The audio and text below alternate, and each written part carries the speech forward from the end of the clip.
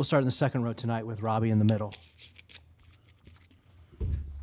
Coach, 0 for 12 in the first half from 3, and it looked like you had probably a message to your team in the second half. I don't think they shot a three-pointer until maybe like the 6-minute mark left in the second half. It seemed like the focus was kind of around the rim and in the paint, and you guys had a lot of success down there. What was the message at halftime, and how well do you feel like you guys executed that? You know, if I'm being honest with you, which we always are, like we didn't tell them to not shoot the three. That was never even discussed. I certainly knew we were over, 12? I knew it. You know, obviously I knew it, but we didn't discuss it at all.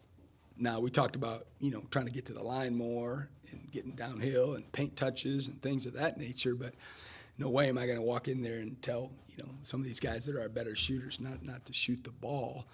But the cool thing is they didn't as much, right? I mean, they shot, 3 threes in the second half, and they were 2 for 3. And so, you know, some of that's their basketball IQ, you know, showing up. You know, Hubbard obviously kept getting downhill and showed an ability to score at different levels, you know, finishing in the mid-range game, et cetera. But, yeah, it wasn't a directive from us to not shoot it, but it was nice to see that they figured it out. Josh had that and one pull-up with about 5 minutes left after a chore, got the offensive rebound, and you had a pretty emotional fist pump, and everyone was kind of going. Just take us through that moment and why you think you got so excited in that time. I don't know. I just liked how we were defending. I thought we were a little more grittier on the defensive end than maybe we had been in the past. And when that starts running through, you know, everybody's bloodstream, it makes you feel good. It makes you feel good that, you know, hey, they can continue to buy into that. You know, who knows? And just, I don't know, the emotions got a little bit, not the best of me, but I guess I have a ton of them, but I don't always show them like that. And every coach coaches the way they coach. But I just felt really good about, you know, where we're at in the game and how we've been defending up until that point. Go ahead, Paul. Obviously, it's a long season, Coach, and things can change, but your front court has really played well the last couple of weeks. Just talk about the development. It's not just one guy. It's a Chore and Jamar and Quincy and even Walker giving you good minutes. Just talk about the development of that group.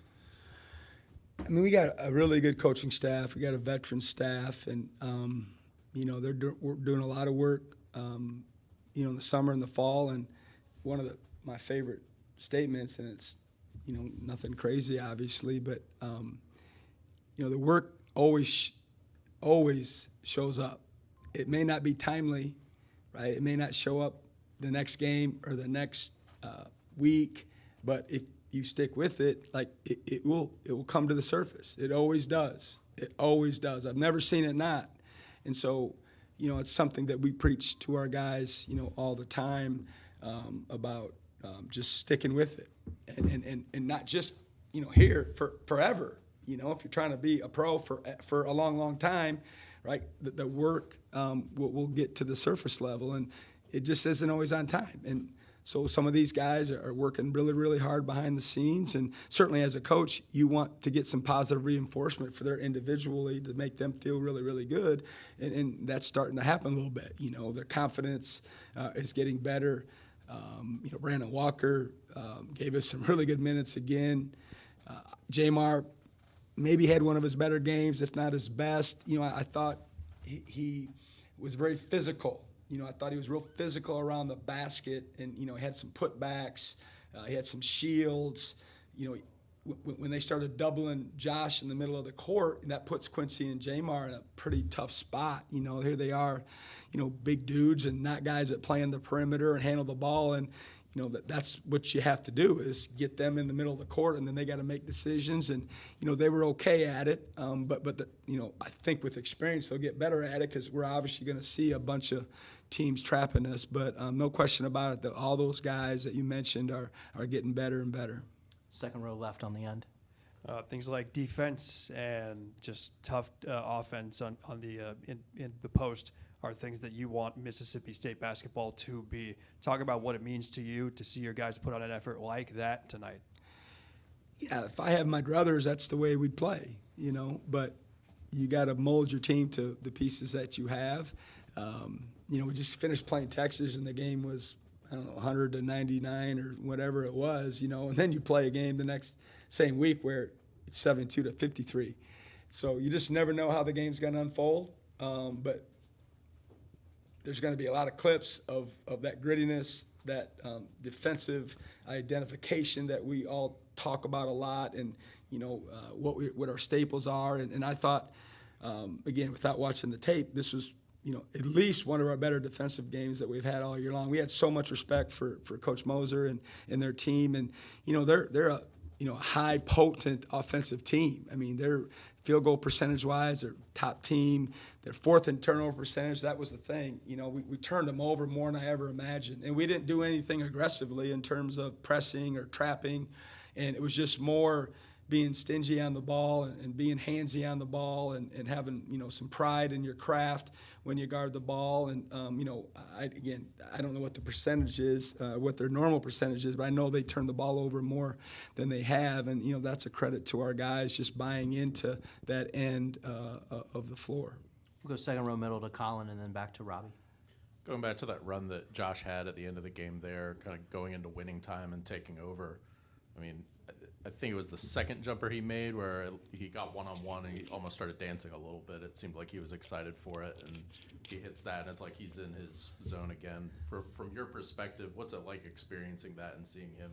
I know you've seen it a few times now. Yeah, well, I don't think any of us in this room can really understand what that feels like. Like, looking around, I just don't think any of you guys understand what that feels like either. I was a Division III player, and I was pretty good, but I don't know what that feels like. And it's fun to see it, I don't need to keep talking about how hard he works and, all that, but why not? Because he deserves it. He's about the right stuff, and he puts the time in, and he works on his craft, and, he's developing in now as a scorer.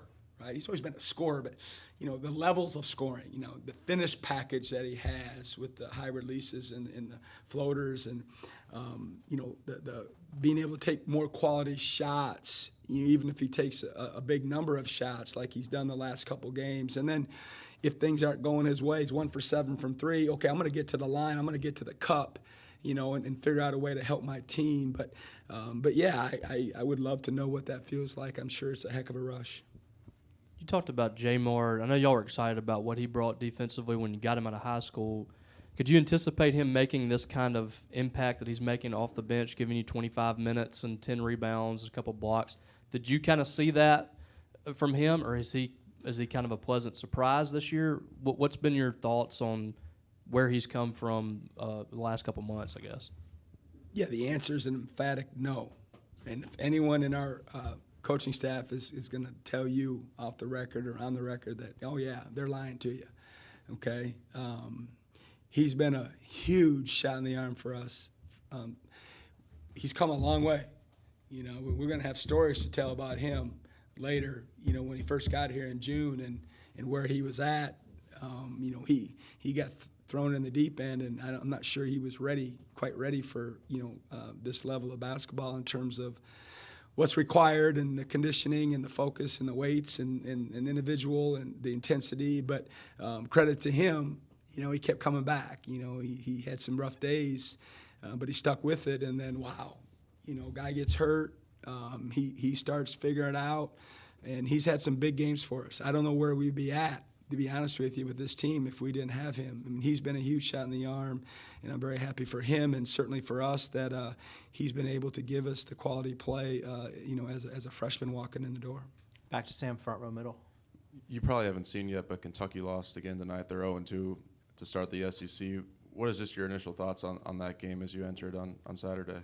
Yeah, I haven't watched a possession of Kentucky all year long, so we'll figure it out here in the next 24 hours and put a plan together, and it's the next game up on the schedule.